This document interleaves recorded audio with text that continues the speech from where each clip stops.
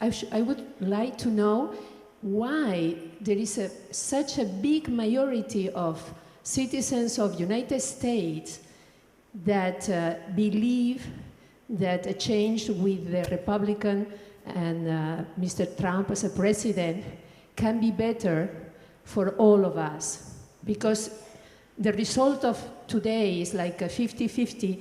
It's difficult for me to believe that there is a 50% of your country's citizens that believe the change will be better for them and for the whole world. Well, let's look a little bit closer.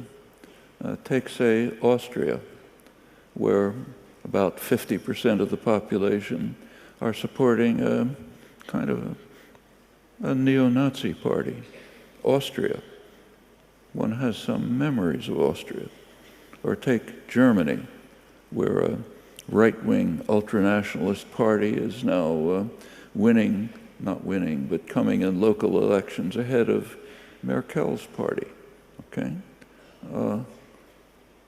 I'm old enough to remember listening to Hitler's speeches over the radio. I didn't understand the words, but the meaning was significant. Actually, the first article I wrote was in February 1939, and it was about Barcelona. It was about the fall of Barcelona to fascist forces. And the picture my own fear at the time, a 10-year-old, not very sophisticated, was that this evil spread of fascism over the world was unstoppable. What do we hear now in Europe? Echoes of the same thing. That's pretty serious. I'm not suggesting that we're on the verge of a return to Nazism, but it's pretty serious. Now let's go back to the United States. It's also serious, though not at this level. And I think if you look at the sources, they're pretty similar in both. There are plenty of differences, but they're somewhat similar in the United States and Europe.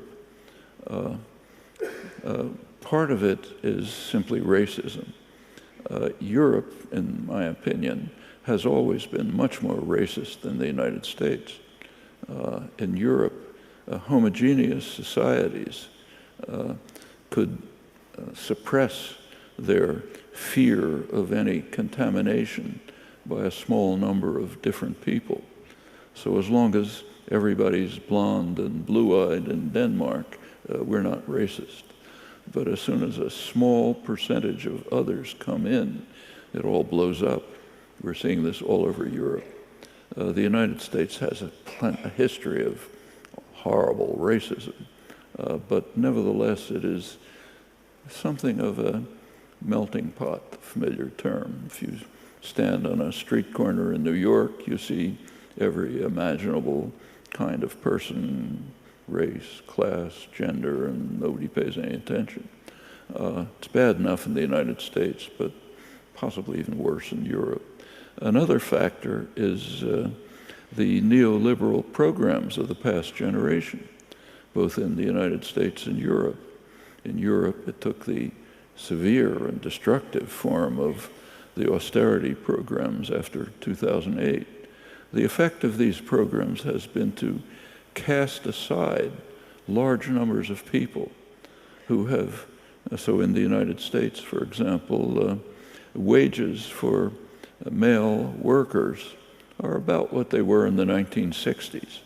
Meanwhile, benefits have declined, hope for the future has declined, they see themselves ignored, suppressed, similar phenomena in Europe, and one result has been contempt for institutions, political institutions, financial institutions, almost all of them, and the collapse of centrist political parties, striking in Europe, and the Trump phenomenon, and indeed the Sanders phenomenon are a more promising case, are signs of the same thing in the United States. So I think it's not hard to find the sources of these developments, which are very serious ones. We're facing imminent crises. The migrant crisis, in my opinion, is essentially a moral crisis of the West. But there could be a really huge migrant crisis as the effects of global warming increase. Of course, in the case of possible nuclear war, the other major shadow, there's no migrant crisis. Nobody's left to talk about. But no time to really go into it deeply, but I think we can see somewhat similar phenomena and roots in the United States, where it's on the front pages right now, and in Europe, where it's constant.